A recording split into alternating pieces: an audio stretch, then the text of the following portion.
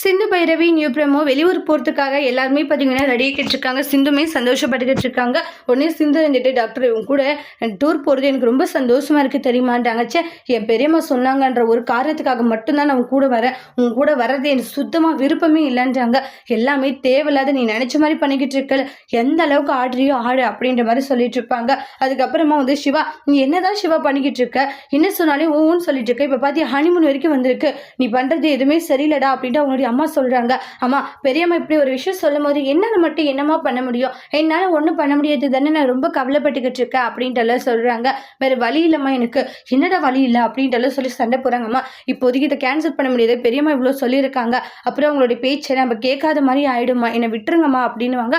அப்புறமா பைரவி இருந்துட்டு ஹனிமூனுக்கு போறீங்களான்னு கேட்கும் போது வர முடியாது போக முடியாதுன்னு சொல்ல வேண்டியது தானே, வாயில் என்ன வச்சுட்டு இருந்தா, ஆமா நல்ல ஒரு சான்ஸ் போகலான்னு ஆசைப்பட்டு இருப்பேன், ஆமா உங்க கூட வரத்துக்கு நான் என்ன ஆசையா இருக்கேன்னா என்ன, என் அம்மாவோடைய பேச்சை கேட்டது நான் இப்படி நடந்துக்கிறேன், ஏன் நீ ஏதாச்சும் சொல்ல வேண்டியதோ அப்படின்ட்டு மாறி மாறி ஆர்குமெண்ட்டாக பண்ணிக்கிட்டு இருக்காங்க. இங்கே பாரு தேவையில்லாத பேசி பிரச்சனை பண்ணாதுன்ட்டு ஆறுமுகம் திட்டிட்டு வெளியே வந்துடுறாங்க. பைரவி செம டென்ஷனில் இருக்காங்க. இந்த இடத்துல சிவவுமே ரொம்ப கோவமாக இருக்காங்க. இந்த இடத்துல சிந்து மட்டும்தான் போகிற ஹாப்பியில் பயங்கர சந்தோஷமாக இருக்காங்க. அதோட இந்த ப்ரெமோவே முடிச்சிருக்காங்க.